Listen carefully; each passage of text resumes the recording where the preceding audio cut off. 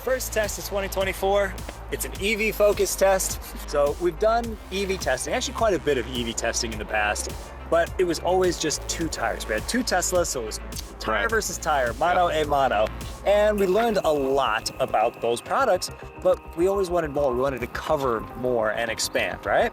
In fact, in this test, we're testing 9 different specs. Not only that, but we're testing cross-category. We have Grand Touring all-season tires in this test. We have ultra-high performance all-season tires in this test. Even 2 max performance summer-only tires in this test.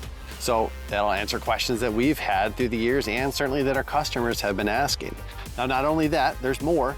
We're also testing EV-specific tires to maybe non-EV specific tires that weren't engineered necessarily from the ground up to be used on EVs, but tires we know EV customers are buying and are very popular with those customers. Certainly, and some of these tires we've tested before. They're old favorites that we have a pretty good idea of how they perform. Others have been on the market for a little bit, but like I said, we could only test 2 tires at a time before, so we haven't really gotten around to testing them yet. And others are brand new, exciting, hot off the presses 2024 new releases that really nobody has tested yet. So we're going to get a full comprehensive picture of how these tires perform. It's going to be great. Yeah, absolutely. So let's go and get started on road rides. We talk about the road ride portion of our testing quite a bit, but I don't think we've ever done a really good job of explaining what it is. This is where we figure out what drivers will live with every day that they have their tires for. Their 95% of tire experience happens on the road ride. We have a 6-mile loop around the Tire Rack headquarters that consists of a wide variety of surface types, condition, age. You know, some of it's really well maintained, some of it is very broken. And so we talk about ride quality determined by, you know, how well the car rides over broken surfaces. It's not just about softness, but it's also about control and composure over impacts. Second thing is noise comfort. So it's noise comfort, not noise volume. Right. Yep. It's not purely about decibels. Then the last thing is steering and on-road handling, which that kind of wordy description just talks about, A, how does it feel driving straight ahead, you know, at around town speeds, at highway speeds, and then also just light steering maneuvers. Does the car respond the way you want it to? Does the steering feel natural and intuitive? Those kind of general steering and light handling characteristics. So now let's get started. Spec 1, Bridgestone Turanza EV. So ride quality overall, tuned towards the softer side, very comfortable, maybe could use a little bit better composure, a little bit better control over the body. But absolute comfort is good. Noise, similarly, overall, very good. And then steering, it's light, quick, accurate, but we would like a little bit more personality to it, right? Right. This is the Continental Pro Contact RX, and it's the T1 spec in parentheses, and that means it is the original equipment Tesla tire. It is a composed, controlled, slightly taut ride. Right now we're on the highway, it's coarse here. I'm noticing a little bit of a grindy type interaction. Yeah, more just elevated general noise levels. Not bad, but I'm having to raise my voice maybe a little more than I would expect. This is rough concrete. When you are on a smooth surface, it is whisper quiet. It's everything that you'd expect from an EV driving experience. And the steering right here through the off-ramp, it is very good. It's on the sportier side of what I would expect from a touring tire like this. All right, we're in Spec 3, which is the Goodyear Eco Ready. It's very eco-focused, which kind of goes right along with the whole electric vehicle thing.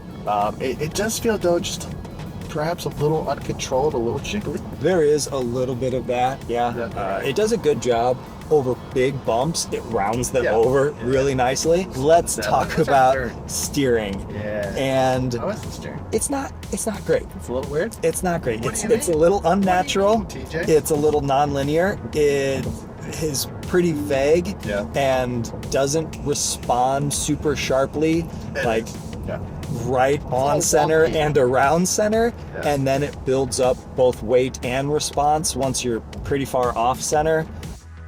This is the Goodyear Electric Drive 2, and let's just get it out of the way. It's It's great. It's great. Everything's composed and controlled. And it's controlled. It's stop. Right. It somehow manages to be comfortable, composed, forgiving. Big impacts, little impacts. Sure, there's a little bit of that kind of concrete resonance, but that's almost at an unavoidable level. Right. It's basically impossible to get rid of that. The aspect that, can sometimes be overlooked is steering, as far as just feel and precision and weight and buildup of effort as you're, mid-corner. It checks all of those boxes. Hankook Ion Evo AS. And this one is probably the most hyped EV tire.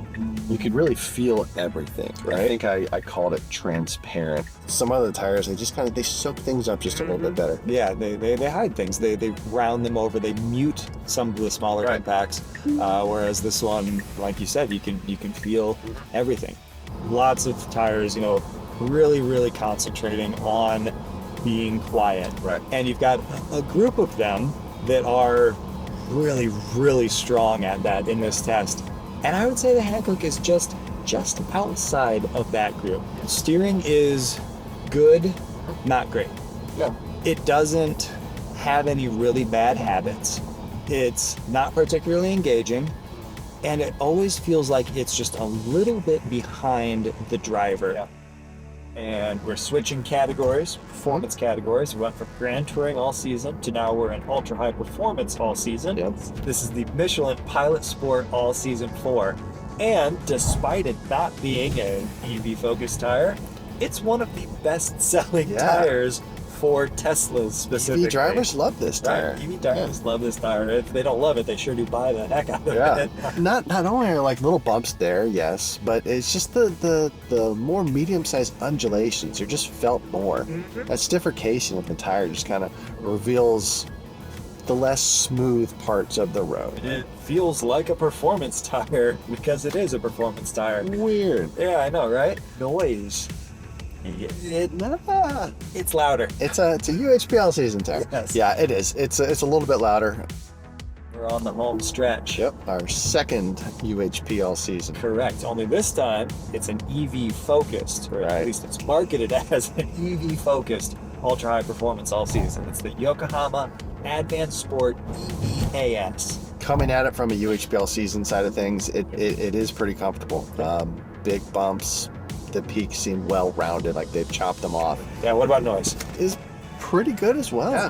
It has good steering feel, right? Yeah. Oh yeah, what about the steering? And in the back of your mind, everything is just, I won't call it telepathic, but it's almost like, it's just doing what you ask of it. Right. It just feels natural. Yeah. And right. Alrighty, boy, here we are. Yeah. Spec 8, and we are finally into these summer tires. This is the Michelin Pilot Sport 4S. It's refined. It's firm. It's taut. Yeah. It's performance tire, almost stiff. Not quite. I won't quite say that word, but that's kind of comfortable to be expected. It's performance tire way. Steering feel. Yeah. I am a sucker for good steering. That is my favorite attribute to evaluate. That's the most important thing to me for a tire, and I fell in love. The only mild complaint that I have about the steering on this tire is at low speeds, it is a little bit light. It firms up nicely at any kind of, anything over 45, basically, it firms up. But straight ahead at, 30 to 40, it's a little bit light. This is the Pirelli P0 PZ4. And this one's a little interesting because Pirelli doesn't build this necessarily the line as an EV-focused tire. But this size, it's Elect branded. Ride quality is composed, controlled, maybe a little bit more total up and down motion. Yep. Noise, similar story. You can tell it's a performance tire. There are some tones, and steering is quick, eager, fun. Yep, there we go. Don't need that back there. Yep, pay no attention. Laptop in the back seat. Yeah, so good all around. To compare the tires in our test, we put each tire through the same 100-mile loop, and we report the vehicle indicated watt-hours per mile and also calculate what the hypothetical range could be at full charge. The EV-specific tires delivered some of the best efficiency, with the Hankook Ion Evo AS achieving the lowest consumption values on average over the 100-mile loop. While not necessarily touted as an EV-focused tire, Goodyear's EcoReady also provided good efficiency and bested the Tesla's own original equipment Continental Pro Contact RX. Essentially matching the OE tire, the Electric Drive 2 and Yokohama Advanced Sport EVAS delivered equivalent consumption performance. While the P0 PZ4 is branded with Pirelli's Elect marking, it's still a max performance summer tire, so its OE comparable consumption performance was an impressive surprise for our team. Bridgestone's Turanza EV rounded out the group of tires that could effectively match the vehicle's OE range performance. The Michelin Pilot Sport 4S and Pilot Sport All Season 4 did stand out as marginally different than the others in the test, with adequate but worse consumption performance. Both would probably consume appreciably more energy than one of the touring tires, but when we did the math for what the theoretical range reduction would be on our Tesla Model 3s, our team agreed that the approximately 18 and 23 mile change wouldn't be a deal breaker for a driver with access to daily charging. All right. Braking and skid pad testing. Let's explain those a little bit. And for this EV test, we are measuring 50 to 0 mile an hour braking distances in the wet and in the dry. And it can be the difference between a near miss and not a near miss, right? Not to fearmonger or scare people, but you know, if I'm in traffic and things start to bunch up and maybe I'm not 100% paying attention, and all of a sudden I'm hard on those brakes, I want every bit of braking ability so I don't touch that car in front of me or worse. Right. Okay, and then cornering traction, lateral grip. We take a 200-foot or several laps around our 200-foot diameter skid pad, and we report the number in lateral Gs. But why would that matter to somebody? I am doing a corner, and all of a sudden the road didn't turn the way I thought it was, or something. I overcooked it. I misjudged something. Right. Yeah. Right. You want all the reserve grip possible, so you can continue to make that corner, make your correction, get around, miss whatever you wanted to miss. So of course. The difference between oh, that was close, and call your insurance company. Absolutely. Both of the Max Performance summer tires were right at home on the wet surface, and not surprisingly, both could maintain an average cornering force over 9/10 of a G around the skid pad. While the Ultra High Performance All Season Pilot Sport All Season 4 was about 0.04 of a G behind the P0 PZ4, it managed to outbrake both of its summer tire counterparts in an impressive 92.3 feet. Heading up the Touring All Season group was the Goodyear EcoReady, which almost matched these wet performance frontrunners and genuinely put a smile on our faces. Once it hit us, this was a 70% sustainable Grand Touring all-season tire. The original Equipment Pro Contact RX was certainly no slouch, and while it was slightly back, maintained its competitiveness with the main group. Falling back into a somewhat noticeable group of stragglers of sorts were the Turanza EV, Electric Drive 2, Ion Evo AS, and somewhat surprisingly because of its higher performance category, the Advanced Sport EV AS. In order to get the whole picture of performance, our test switched from the wet to dry, which naturally gave each of the tires in the test a boost in absolute grip. Once again though, the most performance-focused category of tires delivered the shortest stopping distances and the highest lateral traction levels with their summer-only compounds and larger, more aggressive tread features. Showing its performance chops, although at an all-season level, the Pilot Sport All-Season 4 needed just over 5 feet longer to stop and maintained a respectable 9/10 of a G around the skid pad. Its fellow ultra-high-performance all-season competitor once again seemed to deliver braking distances and cornering forces that fell in line with the touring tires, but didn't challenge the three frontrunners. The two Goodyears and the Hankook stopped in similar fashion and delivered respectable cornering traction, with the Ion Evo AS coming in just shy of the leaders. Impressively, the Pro Contact RX nearly matched the Max Performance Summer P0 PZ4 in lateral traction, but fell to the back of the pack in braking distances. Matching the Continental's frankly acceptable dry braking was the Turanza EV, but luckily the Bridgestone's lateral traction was right in line with the group of touring tires. Okay, let's talk track testing, because this is probably the one aspect of what we do that I suppose for just average drivers is probably a little bit difficult to relate.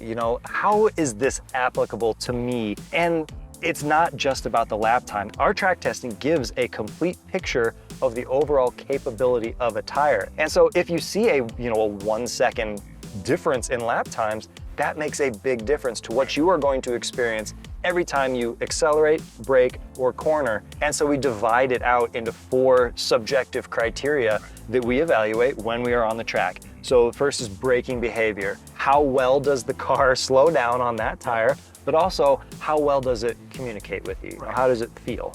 So after braking behavior, it's steering characteristics, which is a huge one for anybody that actually enjoys the act of driving. You know, how responsive is the tire? Does it give me the right proportion of turning response? Yes, to what I expected it to be. You know, is it slow? Is it disconnected? Does it feel natural? Yep, and then cornering traction is the next thing, which how much grip does it have through the turns? How much speed can I maintain through turns of all sizes and shapes? And then the last is handling and balance, which kind of encompasses sort of everything, but it's also just the athleticism of the tire, the willingness of the tire. Is it doing what I want it to do, and is it happy about that? When it came time to combine absolute grip with handling characteristics, the order stayed mostly the same, but with some surprises. Luckily, the two summer tires had both grip and balance, which delivered not only the quickest, but most easily controlled laps. This is the Michelin Pilot Sport 4S.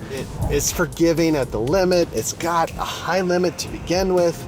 It's just easy to drive. It's inch perfect. Our Pirelli P0 PZ4. So it is graceful, it is beautiful, it is easy to drive.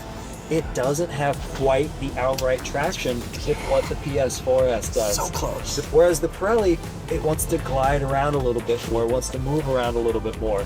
It has very eager steering, but it never feels like it overpowers what the available traction can provide you. Following closely behind was the ultra-high performance all-season Michelin, but its category counterpart, the Advanced Sport EVAS, found itself as the slowest in the test, over 1.5 seconds behind and even bested by the touring tires. The Michelin Pilot Sport All-Season 4, and this is a non-EV focused tire. You can really lean on things now here on the corners. It could use a little, I think, more accuracy and precision. I think you were saying, and I agree, yeah, absolutely. Overall, yeah, the braking is strong, like the lateral traction's strong. It's the Yokohama Advanced Sport EVAS. A, you can tell that it has lower outright capability. And B, it kind of struggles to put everything together in a nice way. Now, that being said, if you just step back and drive it at 85-90%, it's really okay. The Eco-Ready and Pro Contact RX were able to turn consistent and quick times, which would indicate they're more than up to the task for wet road unpredictability. The Goodyear Eco-Ready.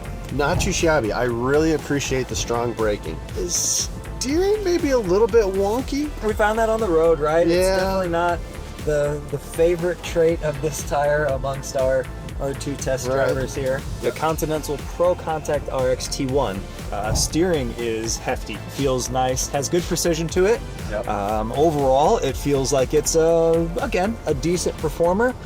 It's a little bit edgy though, at the limit. If you Almost the price you pay for that sharper steering. not a bad performance out of the original equipment tire. The lower half of the touring tires felt subjectively weaker and turned out to be objectively slower. While they had enough grip to get the job done, they just had less of it than their counterparts, and a few had difficulties navigating dynamic maneuvers. Wet track testing Bridgestone Turanza EV. A lot of understeer. Braking, you really have to back up your corner. Steering is quick and precise, but just like we found on the road, it's light. There's not really much feel or resistance. The Goodyear electric drive too, it feels nice, but it's just eager and fluid and feels just right. It has a tendency to overpower. It kind of overestimates itself, right? It's like an excited puppy, you know? Like it tries to run on the hardwood floor and then all of a sudden, here comes the wall. We are now on the Hankook Ion Evo AS. Steering, it's nice and pointy. If it had a little more traction to work with, I think it could do great things. Yeah, it's stepping out. I would say abruptly is a word for it. Yeah, abrupt. Especially if you're hard on the power and you haven't kind of set things up nice and smoothly. Our team continued to find the differences, and sometimes lack of differences, in performance categories fascinating. Naturally, the two max performance summer tires found an advantage in almost every corner, which added up to a substantial objective advantage on the stopwatch and a subjective one felt in the driver's seat. The Michelin Pilot Sport 4S. Even as a passenger, things just feel faster, more aggressive. Yes, you're engaging the core. It builds cornering force with less slip angle, so it's just less turn of the steering wheel to change direction. And when you're mid-corner, it has more grip. It's just hanging on more. The Pirelli P0 PZ4. Everything just feels a little more elegant, just a little more put together. It's not as pointy as what the Michelin is. You can tell it doesn't have quite the lateral traction, so it's not the save me at that. You know that you have to glide it around, and it feels athletic. While somewhat overshadowed in braking, the Pro Contact RX was able to use every bit of its traction available, punching above its weight class and in fact lapping quicker than the very capable Pilot Sport All Season 4. This is the Michelin Pilot Sport All Season 4. It's pretty good. You can feel that, hey, something's different from the touring tires. This is a UHP All Season tire. It's easy to correct mistakes. It's forgiving. But it feels tight. Everything feels just a little tighter. The Continental Pro Contact RX. It's kind of as much as you can expect, if not more, from a touring tire. Like, I like the steering a lot. Yeah, overall traction, again, feels great. The Hankook Ion Evo AS also seemed particularly balanced and easy to drive, delivering times a hair off the aforementioned group. Man, this thing is a pleasure to drive. It is a joy to drive. It's easy to control, easy to kind of gauge, and steering is good. Overall traction and balance is good. Yeah, as long as you don't try to push it too hard, as long as you don't go over its limits. A bit further behind were the best of the rest, delivering what were perfectly adequate touring all-season laps. The Turanza EV once again felt slightly reluctant to quick maneuvers, and it showed with times that were fine for the category, but struggled for consistency. It's reasonably balanced if you stay below its traction limit. Over the limit, it tends to just kind of smear around a little bit. It's never snappy. It's acceptable, right? Yeah, it is. The Advanced Sport EVAS, however, was lapping significantly behind the pace of the touring tires, let alone its own ultra-high performance all-season compatriot, with an odd mix of handling characteristics and lower levels of traction, which only made the struggle worse. I'm just being a little bit more gentle with it. I'm not trying to throw it around. I'm not braking deep and turning with big inputs. I'm just being gentle and very, very precise with it. The steering, it can't really keep up, and then once it does eventually come back after your input's held, then the thing just wants to snap on you a little bit. All right, that was what, 7, 8, 9 Many days. million days of Many testing. days. Put 9 specs through their paces. A lot of people try to tell you that if you drive an EV, you have to have an EV focused Mandatory. in your car, right? Like it's state law or something, yeah. And you'd be just crazy not to. Over and over again that that's not necessarily the case. If efficiency, range, whatever you want to call it, is your highest priority, then yeah, probably an EV focused tire will be your best bet. Right. But what the non-EV focused tires gave up in that realm wasn't even all that much. It wasn't significant. It was something, but yeah, it wasn't significant. Especially not if you have access to daily charging. It's, unless you're really stretching the limit of your battery pack, you're probably just fine. Right, Yeah. especially when you consider that the non-EV focused tires were generally the strongest in the wet, in the dry. That's traction. That is, I hate to say it, but that is safety. Another story we saw was the difference in categories. Our Grand Touring All-Season tires, yes, there were differences, but typically the absolute smoothest, most comfortable, quietest tires were from the Grand Touring All-Season category. Right. And then the Ultra High Performance All-Season. That story was, that was pretty interesting. There was kind of the tale of two tires there. Then, of course, the Max Performance Summer tires, which happened to be the technical winners of the test as far as our scoring goes. Because of the way we evaluate, they are both strong on the road, and of course they rocked it on the track, and so they ended up at the top. So yeah, that's test 1 down on the books. Let's go ahead and get ready for test 2, all right? Let's do it. Watch for our EV Tires winter performance evaluation after our 2025 winter test season.